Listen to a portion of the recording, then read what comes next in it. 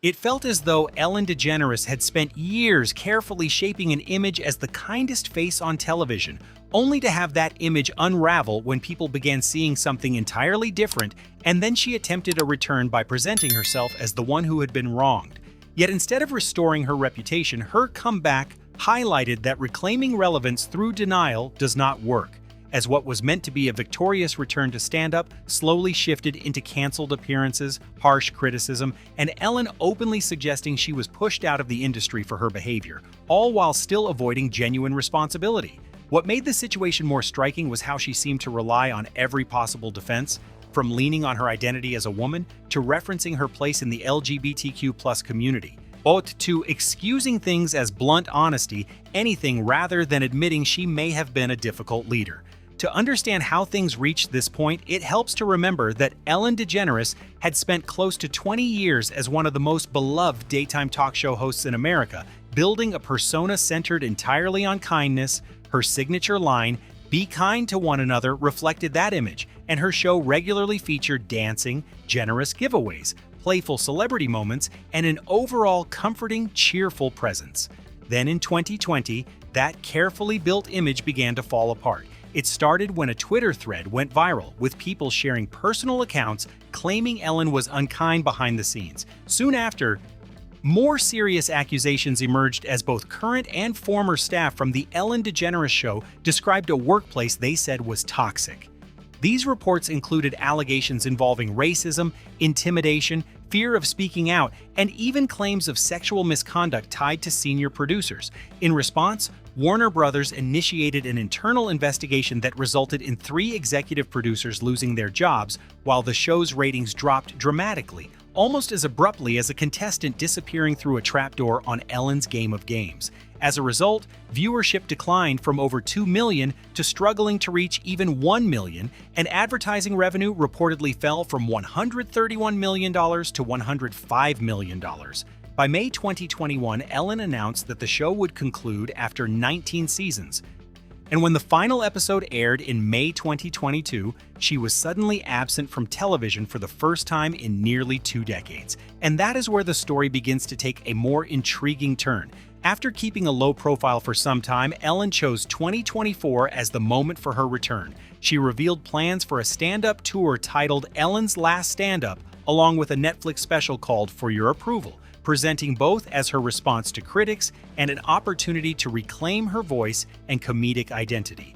However, the public reaction was far from enthusiastic, with many people showing little interest in embracing the comeback. The tour was scheduled to visit multiple cities across the United States, the United Kingdom, and Australia. Yet in July 2024, 4 major stops were unexpectedly canceled, including Dallas, San Francisco, Seattle, and Chicago, with Ticketmaster issuing refunds without providing any clear reason. This immediately led to speculation about whether poor ticket sales or ongoing backlash were to blame, though Ellen later attributed the cancellations to health concerns, explaining she had osteoporosis and suffered fractures after a fall. While prioritizing health made sense, the timing raised doubts, especially as events continued to unfold. On September 24, 2024, her Netflix special was released, and critics responded swiftly with overwhelmingly negative feedback. Rotten Tomatoes rated it at 33%, suggesting retirement might have been the better choice. Variety described it as self-indulgent, The Independent labeled it strange and lacking humor. And Time magazine remarked that it rarely succeeded in being funny while leaving important issues unaddressed.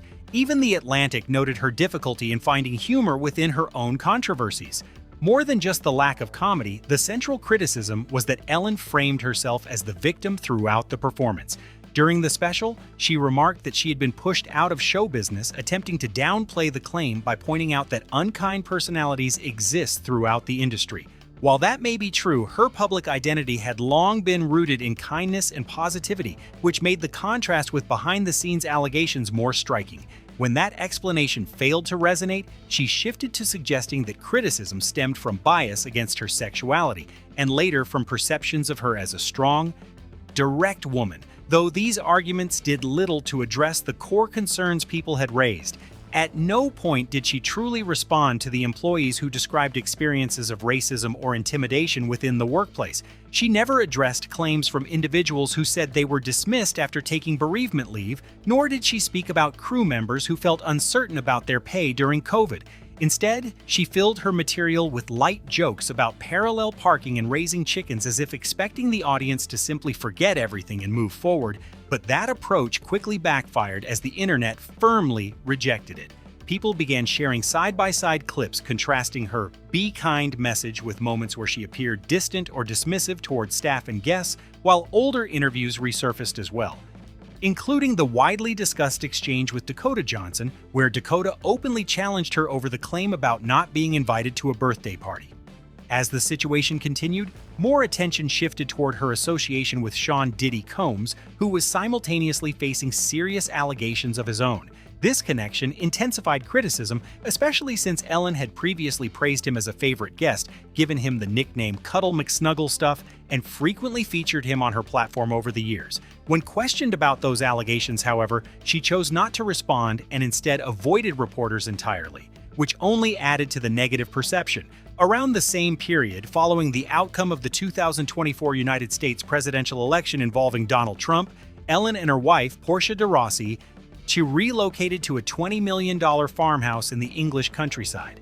She explained the move as a reaction to political concerns and fears about the future of LGBTQ rights, even stating that she would remarry in the United Kingdom if same-sex marriage protections were overturned in the United States, a stance that many viewed as overly dramatic and performative, leading to further decline in public support. The situation became even more confusing when people pointed out that Ellen is friends with George W. Bush, who had openly opposed same-sex marriage during his presidency, even stating he would campaign against it in places like Texas. Despite that, she defended their friendship by saying people should show kindness to those with differing views, which led many to question the consistency of her stance. It raised an obvious contradiction. If opposing gay marriage is such a serious issue, then why maintain close ties with someone who publicly stood against it? To many observers, it made her activism seem selective rather than principled. The situation in the United Kingdom only added to the confusion because after purchasing a $20 million farmhouse, she stayed there for just 1 month before moving forward with major changes. She brought in a large crew of around 70 workers to complete renovations within 10 weeks, then listed the property for $10 million more than the purchase price. It came across less like a meaningful relocation and more like a straightforward property flip, even though she had initially suggested the move was due to a lack of space for her horses, something critics argued should have been considered before making such an expensive purchase. Things became even more complicated when reports suggested she had not secured the proper permits for the renovations, potentially disturbing ancient Roman remains in the process, while also installing a large fence that concerned locals who feared it might increase the risk of flooding. Not long after, the area experienced flooding that surrounded the property, adding yet another layer of irony to an already chaotic series of events, and reinforcing the sense that everything surrounding her decisions during this period seemed to spiral further out of control. By early 2026, reports suggested that Ellen and Portia de Rossi were dividing their time between the UK and California after purchasing yet another mansion in the United States, which made her earlier claims about leaving United States due to political concerns seem far less convincing.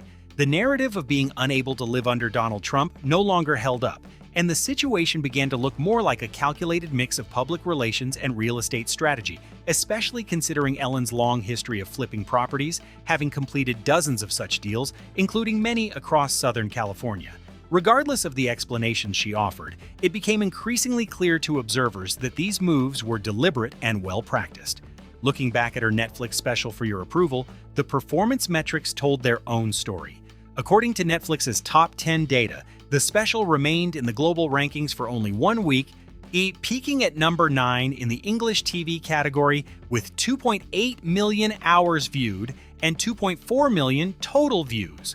While those figures might appear significant at first glance, they fell short when compared to other content that typically maintains a presence for much longer periods, highlighting how quickly her much-anticipated return faded from attention. What do you guys think?